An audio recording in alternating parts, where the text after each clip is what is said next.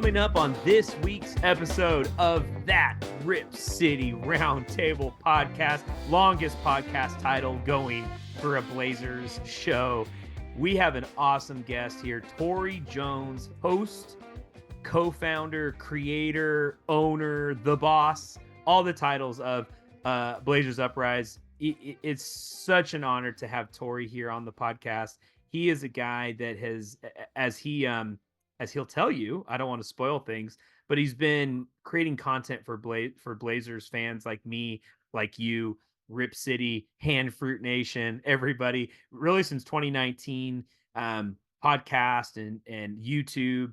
So y'all probably know Tori. I mean, if you're listening to me, you should be listening to him. So awesome shows. He gets into his story and how he got into this, his illustrious basketball career. Maybe I'll keep it at that. You got to listen to the show or the episode here to hear about his basketball days. But anyway, this is great. This is gonna be a fun one. Don't go anywhere. We will be right back. Torey Jones on the podcast.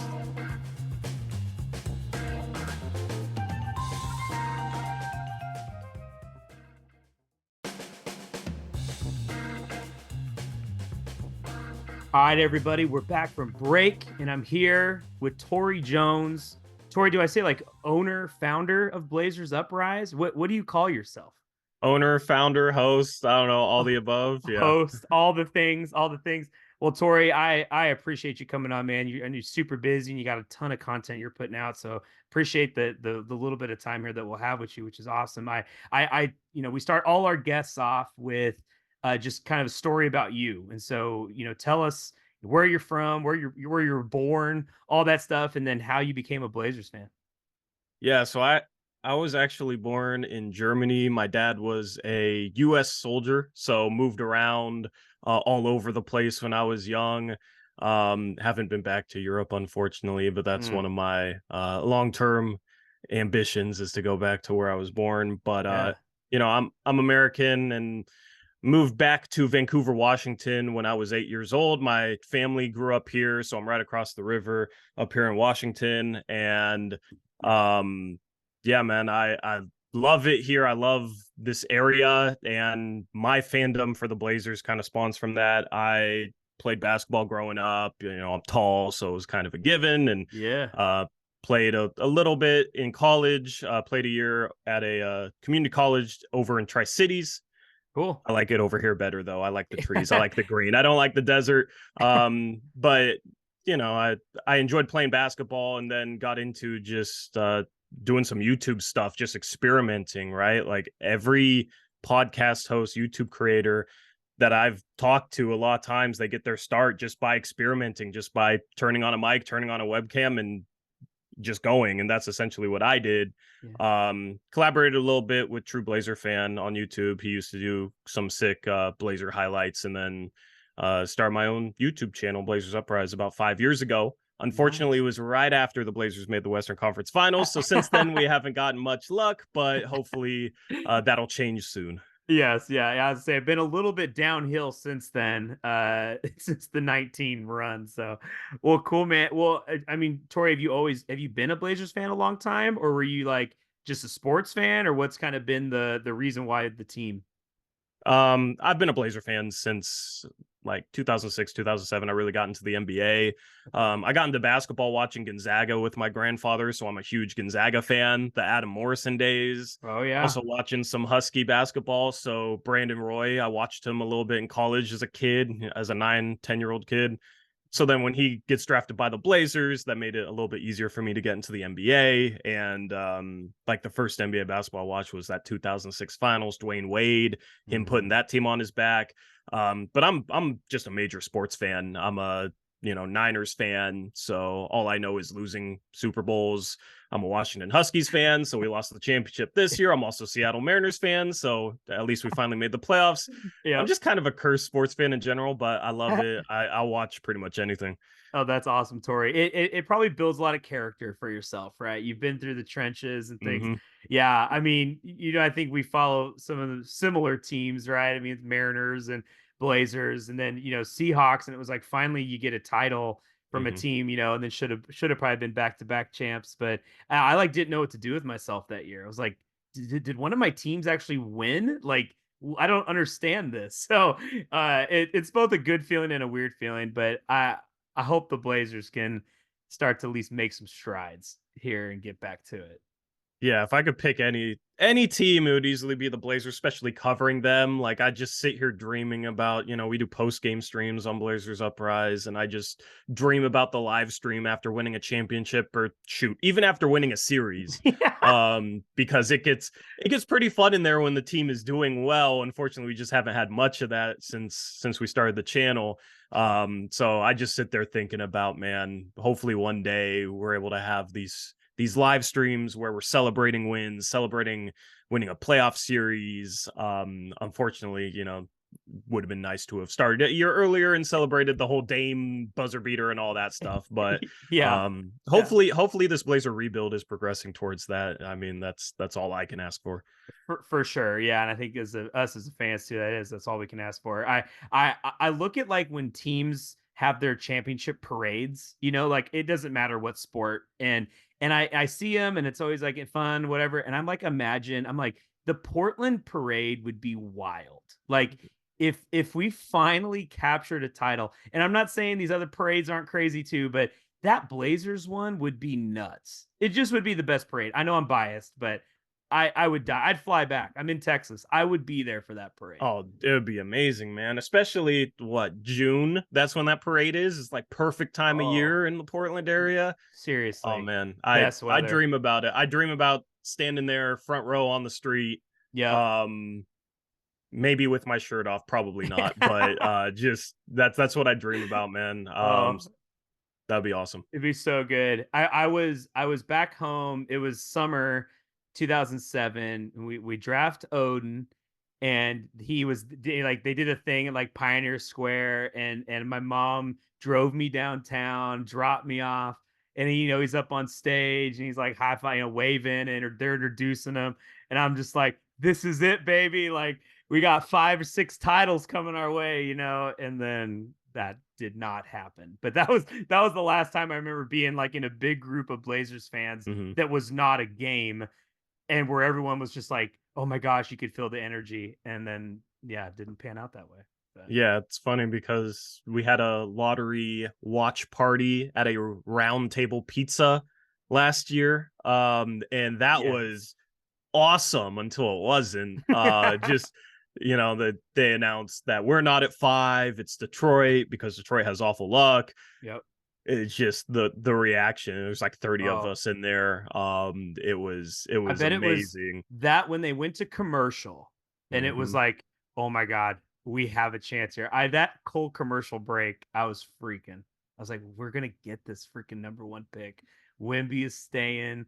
We'll keep Dame, and we're just gonna win titles. And then, dang, and then, especially when Houston was there at 4, I'm like, oh, it's actually happening. We're actually getting them, and then we get them at 3, and it's And there were people there like, oh, we still got 3 though. I'm like, no, I wanted Wemby.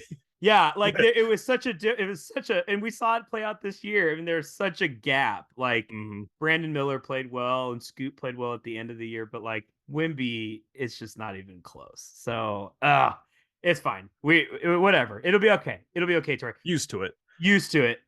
Okay, let's transition with that. So, give me your thoughts on this season. I know, it was always going to be a losing season, if we're being honest with ourselves. I don't think we didn't have the team to really compete. Did it meet your expectations? Was there anything you were really sad about that you didn't get to see? Did it hit where you thought it would? Tell me about that.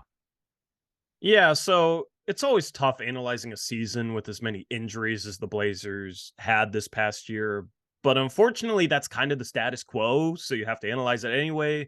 Especially when they flip Drew Holiday to the Boston Celtics, bring back Robert Williams III, bring back Malcolm Brogdon. I was a little disappointed at the start because I wanted the Blazers to then trade those guys. I didn't want to go into the season with both those guys on the roster, mainly because Robert Williams III is injury prone, and we know how injury prone big men go here in Rip City. So, of course he plays and then is out for the season before even playing 10 games, so loses his trade value.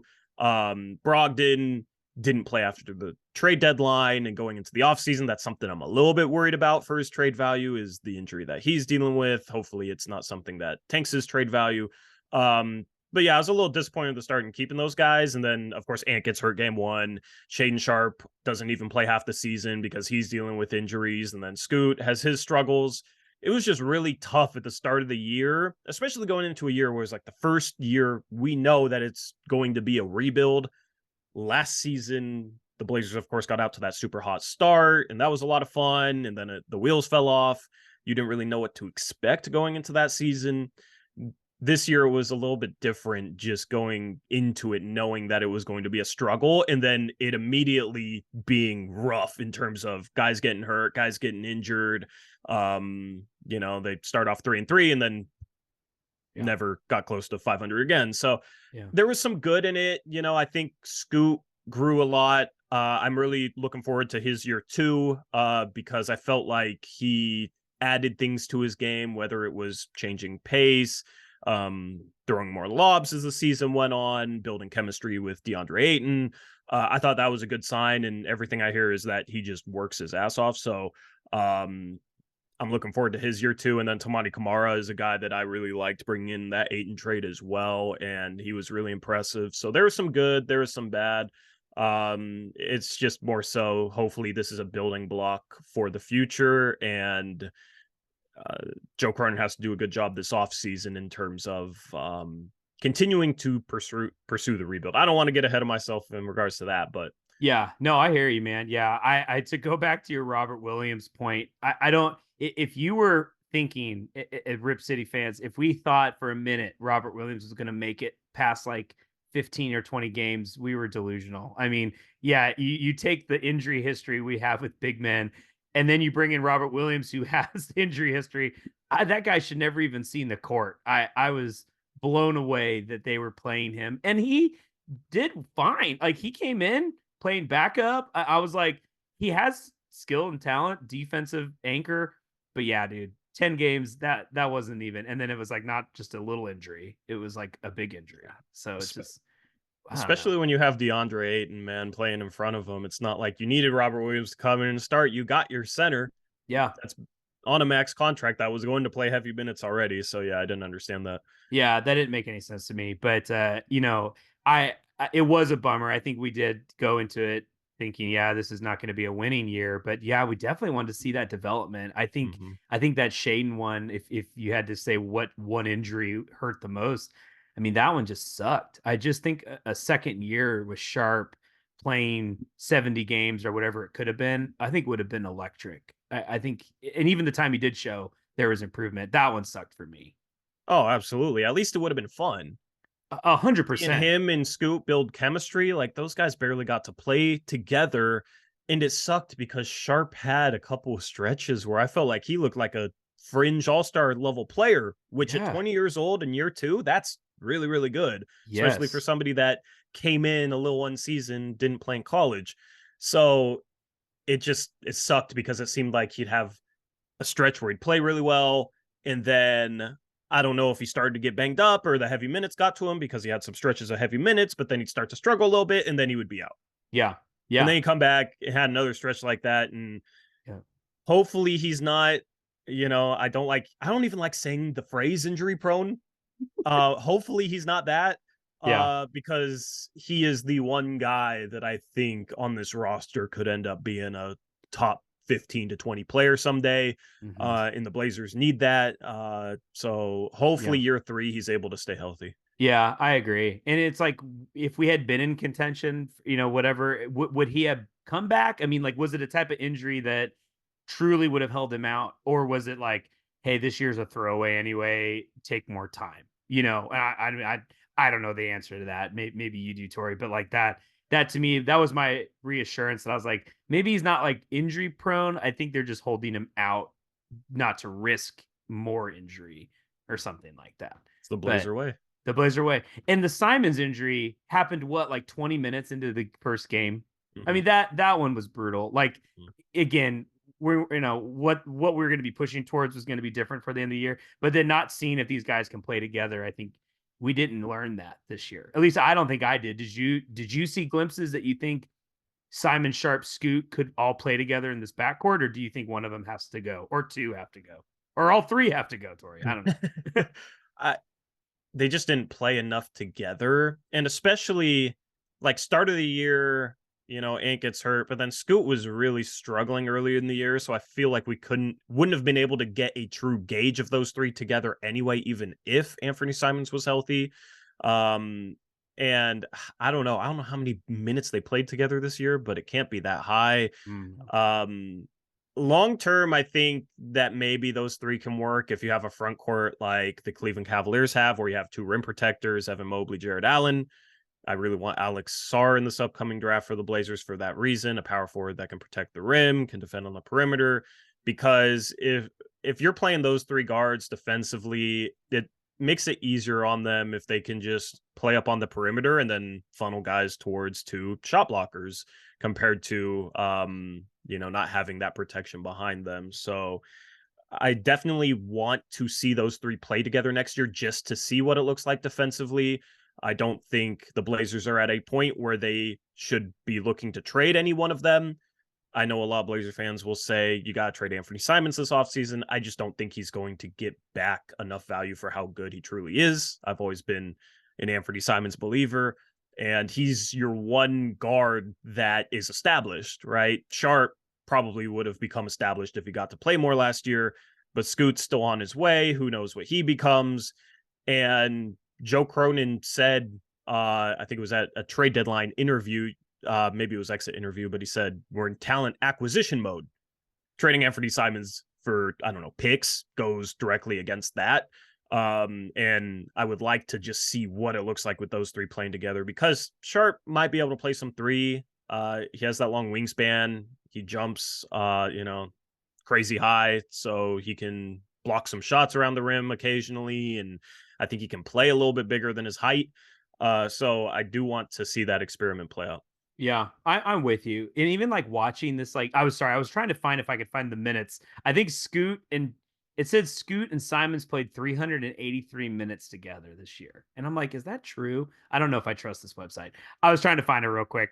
I would love to know the answer, all three of them together, because it's not going to be a lot. But no. Watching the Knicks and 76ers series, this like the last game, and we're recording this on a Friday here. It was like Brunson, DiVincenzo, and Hart, like all three of those guys in these closing units. And I'm like, of course, us having Josh Hart, the last podcast I did kind of went through like Blazers on other playoff teams right now. But it's like you had those three guys. Those are small dudes. Like we saw Hart on our team. You're telling me Scoot, Shaden, and Sharp, or Scoot, Simons, and Sharp couldn't mimic those three? And I know, okay, skill level I understand is different, but just pure size wise, those three are bigger than those three. So it's like I don't know. It could happen, Tori. It could be a thing. Comes down to Hart, man. No pun intended. It's comes down to Hart. That's why Hart can. That's why Josh can play the three, despite being 6'4", maybe 6'5". Yeah, it's because he's not afraid of contact. No, that dude. Some of these guards are just afraid to mix it up in the paint, on the glass, or afraid of contact. And I feel like a lot of people just look at height and base their judgments on where players should play based off of that. But there's also a physicality element to it, where somebody like Josh Hart can play the three because he's physical and plays really, really hard. Yep. Whereas some other guys that might be taller than him wouldn't be as well suited for that position because maybe they shy away from contact, don't have that same level of hustle.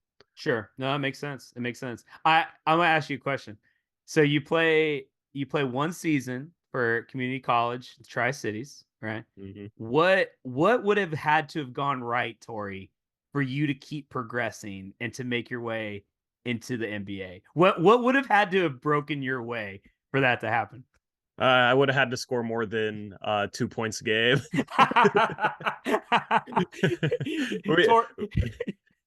Well, just get the 3 and D down, man. Just get that perfected. Hey, I was a 3-point shooter. That was my role. We had a really good team though, man. Like we finished 4th NWAC. It's like a 33 team league. Cool. And it wasn't good because we had like a star player or anything. We had like 12, 13 guys that could play. So Yeah. it was like a 12, 13 man rotation. You're only playing 7, 8 minutes a game. You come Yeah. in as a shooter, you miss a shot and you're taken out. And I had never been in that position where I'm coming off the bench. I come in cold, I'm used to starting. And Yeah. then if I miss a shot, I'm getting taken out of the game. And that's in my head. And yeah, Sure. there's like a mental element to that was rough. But I do think it kind of helped me identify with, some bench players that don't play too much, maybe the mental side of that, just talking about, Yeah. this team, the Blazers, man. It's tougher than people realize coming off a bench and just coming in and instantly producing. Yeah. And yeah, I needed better knees too. Like Okay. maybe 10 extra inches on the vertical would have helped. Just these So little things, Tori. yeah, yeah. Well, dang it, man. If we could go back in time, make you jump higher, more playing time, and better knees, and we'd be talking about Torey Jones right now on the Blazers. What do I'd we be do out here with with him? an athlete podcast, man. You could be my co-host for the athlete There, podcast. What there a you dream go. that would be. Yeah, I love it. Well, okay, transition there. Off of that, that was perfect. So let's go into the content side. So you start Blazers Uprise 5 years ago. Was that what the name of it was 5 years ago too? Yeah, yeah. So I was inspired by, you remember Rip City Uprise, that slogan when they made the playoffs back in like 2009? Oh yeah, yeah, I Yeah. remember. So just inspired by that. That's cool. No, I always loved that like Uprise, and I'd see like the logo with like all the fists all together and all these Hmm. different things. But okay, cool. So you start that 5 years ago. Was it just you, or did you have a friend that was like, "Hey, I want to do this together," and that's like what started it? Or give me the beginnings. Yeah, so I wanted to start it, even if it was on my own, but I've had a co-host since the start of it, Eric Brandt. He's one of the smartest basketball people I know. Like he's a CBA expert. He could answer any question about the CBA. He watches a lot of college basketball, does a lot of scouting. He'll literally DVR college games to go back and like watch through them just to scout guys. And then NBA knowledge, like, knows every player in the league, Yeah. how trades work, all that stuff. So he was a good fit for me because we really try and focus on like, okay, this is how trades work. This is why teams may be looking to do this, and this is, even down to, oh, this is what trade exception this trade would generate, that type of stuff, as well as just being able to actually talk about prospects. And that was my goal from the start. I wanted to create a platform that ultimately like I would like to listen to, and I'm kind of a basketball nerd, so Yeah. um that's basically just our content. And there's also like an honesty element to it. Like if the team is making mistakes, I'll say it. I'm not afraid to say, I don't like this move. I don't think this is good. Like if it's good, I'll, give props, and I just try and ultimately call it like it is. And Eric has been a great co-host these 5 years because he just fits into that perfectly, and it's really easy to sit down and talk for 2 hours with him on a stream because Yeah. we can always find new things to talk about, and we love getting into like the nitty gritty of a lot of stuff. Oh, cool. Did you know Eric as like before all this? Like, how did you meet him? Yeah, so I met him on an online forum. Oh, cool. And then we played Rip City 3-on-3 together. I miss Nice. that, man. I miss Rip City 3-on-3. They need to bring it back. But Yeah. um and I collabed for a year with True Blazer Fan. Like I did analysis videos during the 2018-2019 Cool. season. I did analysis videos on his channel. He did highlights, and I wanted to do my own thing. So yeah, I was just like, man, you want to do a podcast? I know you have no experience talking from a mic, or like, I'll try and help you though. Like, I was still kind of new to it too. Like, let's just do this thing. Like, Sure. Oh, I love it. I think mm, having a guy that understands all those inner workings, obviously you need that knowledge because there's things like at the surface that most Blazers fans or just NBA fans understand about trades and signing and stuff like that. But then there's like that those other layers down that help explain, like why something's happening, but because they don't know the details of it, they just get frustrated. But then someone Mhm. like an Eric,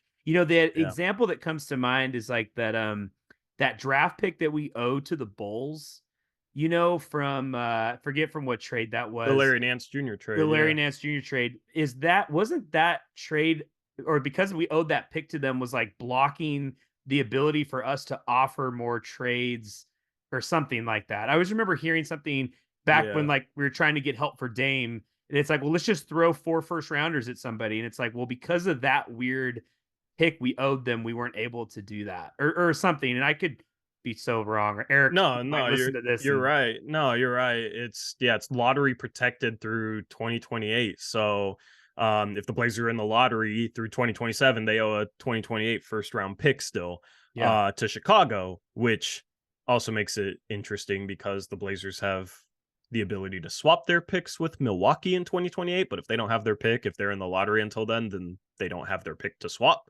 So even yeah. if Milwaukee has the first pick, you're not getting it. Mm. But yeah, so it's just lottery protected. So the Blazers don't know if they're going to have their 2026 first, for example, because that might be the year Sure. they finally make the playoffs, and then that pick would get traded to Chicago. Goes So to Chicago. yeah, Interesting.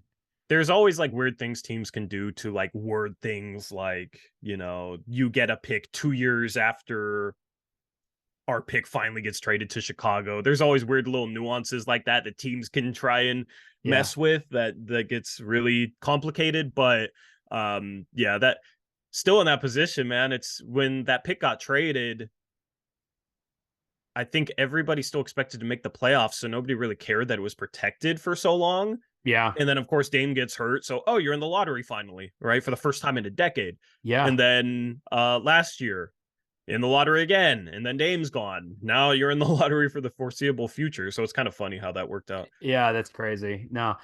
Okay, so that's how the beginning of this. Catch us up to now with Blazers Uprise. So I know you have a few different shows, right? It's not just you and Eric. You have other Mhm. shows. So talk to me about those real quick. Give us a glimpse into what those shows are, what the names are, what they're about, and those things like that.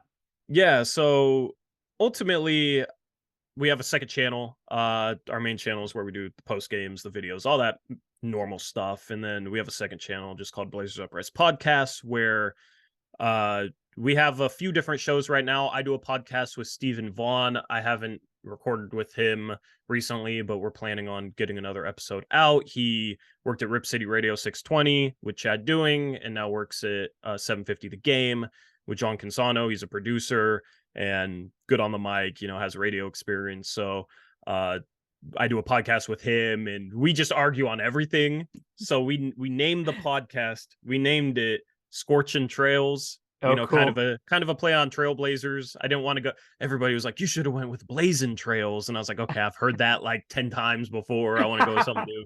Yeah. So Scorching Trails, something. It's a little fiery. Like me and him will get into back and forth debates, but Cool. I wanted to do something on the side with him because me and him would always argue on Twitter, but it was always respectful. And if you spend any time on Twitter, you know that most sports disagreements on Twitter won't stay respectful. No. Is for one reason or another. So with Yeah. Steven, it was like I could always disagree with him and on Twitter, and it was respectful. So I was like, man, I want to do a podcast with somebody because me and Eric think a lot alike. So I told him I want to do a podcast with somebody I disagree with and have it a little bit Oh, more debate styled. So I I have a love it. podcast with him. And then Eric has a podcast with a guy, he's a YouTuber named Crushables. He has a YouTube channel, like 40K subs, does some 2K stuff, some NBA stuff. He's really good on the mic, has his own channel. So I paired Eric up with him for a podcast called Hoops Crush. And then I'm also working with 503 Blazer fans on Twitter. He a good friend of mine, and I'm working on getting his podcast on the second channel as well because he's done podcast stuff in the past, and I really respect his level-headedness. And yeah, so I'm working on getting that off the ground for him.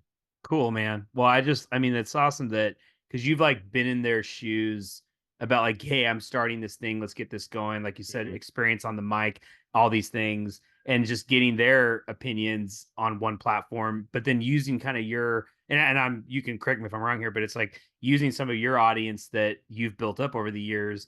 I think probably would naturally start listening to some of these other shows too, right? Yeah. Because it's like, well, we trust Tori. This is good stuff. He has these other shows that are coming out. We're gonna kind of follow and see what they're about too, right? Yeah, 100%. And it's kind of weird being on the other side of it because I remember, first starting the channel, like there's times where I have to pinch myself a little bit. Like, okay, people legitimately reach out to me and ask for advice, ask for help on podcast stuff. And it's a little crazy to me because I remember being that guy, and it's cool to be able to help people. So anybody that ever wants to do what you're doing or make content, I always love being able to help them in any way I can because I Yeah. remember being that guy in the past. Yeah, no, that's great. And everyone's gonna have, like you said, different takes, and like you and Eric think more of the same, but then you have another show. What was the other co-host's name? I'm blanking. Stephen Vaughn. Stephen Vaughn. It's like, but you have these, you think differently. So these like Yeah. natural disagreements that are fun. Like you can tell, I think sometimes when the debate shows get, I don't say fake, but like Mhm. you can tell like clearly they don't believe in that take. They're just trying to be argumentative or whatever. But like I don't know if that's how you, I think you and Steve are, because you're saying on Twitter you guys have always had this friendly banter and respectful, that it's probably genuinely like I have this take, well I have this take, and then you can Yeah. debate about it, which is N- always fun. I love going into recordings, podcasts, not knowing what my co-host thinks Yeah. and I think just being that's surprised because it's more natural it and the is. reactions are natural. It's Yeah, not fake. Yeah. 100%. Yeah, I know it's sometimes like when people are new and they're like gonna hop on a podcast or do something, like what are we all gonna talk about? And it's like, well, here's the points, but after that, like let's just let this Mhm. flow. You know, that I think is what people want to hear and get excited about, because it's genuine responses. So I don't know. Well, very cool. Well, I mean, what is the next? I mean, if I said, what does the next 5 years look like for Blazers Uprise? Have you thought about it, or are you just like taking it, old coach speak, like one day at a time? Are you taking it one day at a time, or you got somewhere you're going? Do you want to share it, or what's up there?